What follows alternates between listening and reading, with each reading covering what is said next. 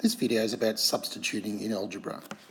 With algebra, we often use letters as a shorthand way of writing something that's longer.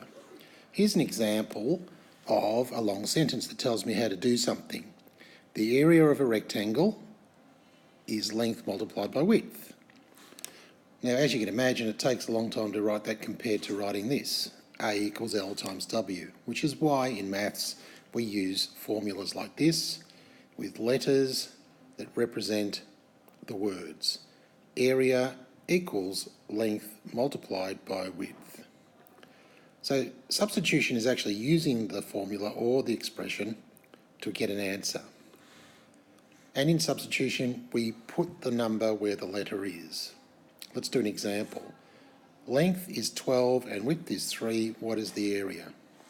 So what I do is I write the formula, area equals length by width, and then I replace all the letters with the numbers that I know.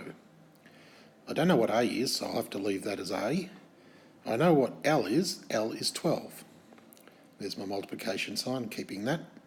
And the width is 3. So you'll notice that where L was, now I've put 12. Where W was, I've put 3. I've kept the X, I've kept the equal, I've kept the A. I've just replaced the number instead of the letter, or put the number instead of the letter.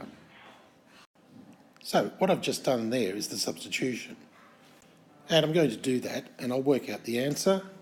Area equals 12 times 3 equals 36 centimetres squared. Now you notice that when I did the substitution, when I put the 12 and the 3 here, I didn't put the centimetres in.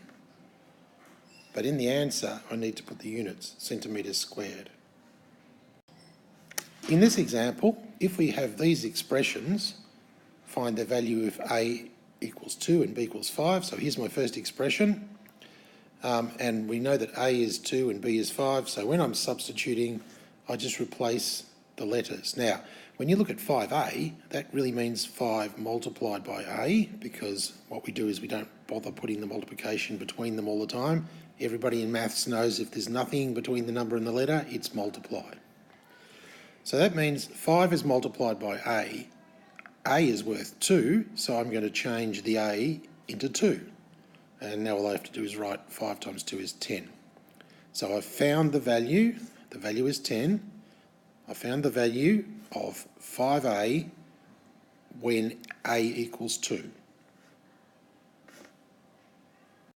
Here is another example. In this one we have 3A minus 3B. Now that really means 3 multiplied by A minus 3 multiplied by B. Let's do the actual substitution. 3 times 2 minus 3 times 5. So again, the A is changed into a 2 and the B is changed into a 5 because that's what they're worth. So the answer is going to be 3 2s are 6 minus 3 5s are 15. Remember, we need to do multiplication before subtraction and addition. 6 minus 15 is minus 9. In this example, we're going to have 3 multiplied by B minus 4 multiplied by A divided by 8.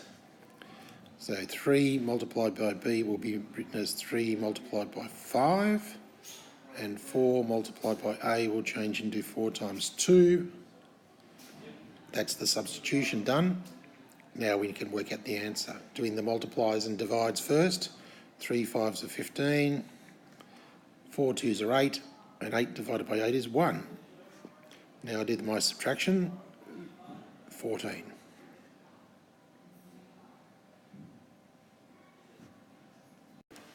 Here's another example with a formula. P equals 2L plus 2W. This formula will find the perimeter of a rectangle, and a swimming pool is a rectangle.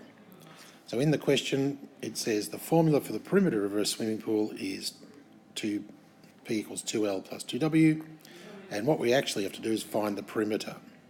And they're telling us some lengths and widths, or a length and a width, so we can use those by substituting into the formula.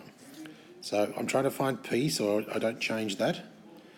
2 times the length, which is 50, plus 2 times the width, which is 25. And the answer will be doing the multiplication first. 2 times 50 is 100, 2 times 25 is 50. Now I can add 150 metres. Again, don't put these metres in the formula, just keep it to the end.